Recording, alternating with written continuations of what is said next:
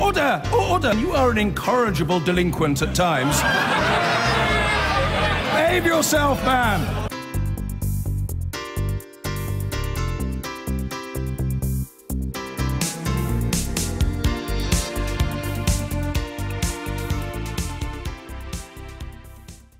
The man who co-wrote the Conservative manifesto says the party should have focused on change rather than continuity.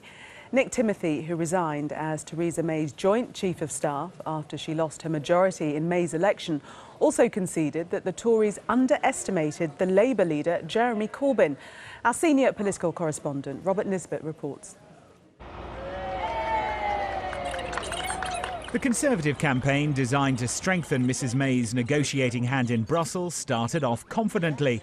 It's about providing the strong and stable leadership this country needs to take Britain through Brexit and beyond.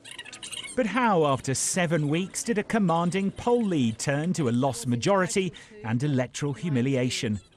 Many in the party pointed the finger at this man, Nick Timothy, Theresa May's joint chief of staff. He not only co-wrote the manifesto, but also helped forge a new Tory credo, rejecting selfish individualism and promoting government intervention to protect the most vulnerable. But his manifesto also included plans to cover rising social care costs by clawing back money from people's estates. Now, Labour dubbed it the dementia tax and repeatedly kicked at the Achilles heel, and the Conservatives were forced to row back. So the pamphlet, designed as a roadmap to lead the UK away from inequalities and anger exposed by the Brexit vote, became a liability.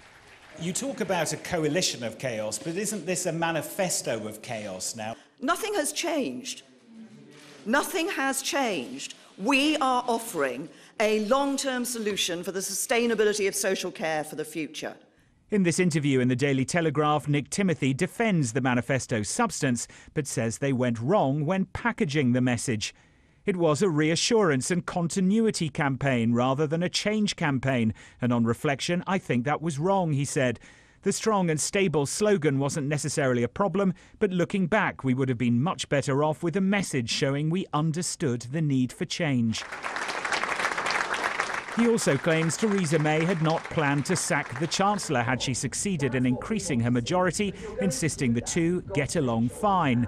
However, the article suggests there was a clear split between Mrs May's trusted advisers and the electoral strategists Linton Crosby and Jim Messina, who favoured a more presidential-style campaign. You can imagine the frustration, can't you? You look back, you think, I knew something wasn't quite right at the time, I should have said something, I should have acted, I didn't. And you look back at the mess that resulted. We've all been there in our personal lives, in corporate lives, but when you're in that kind of a place in national politics, it becomes the stuff of history and the stuff of national newspaper interviews. Future political students will study how the campaign so badly backfired. One of Theresa May's trusted lieutenants believes mistakes were made, but were tactical errors of presentation rather than ill-conceived policy howlers. Some within his own party may disagree. Robert Nisbet, Sky News, Westminster.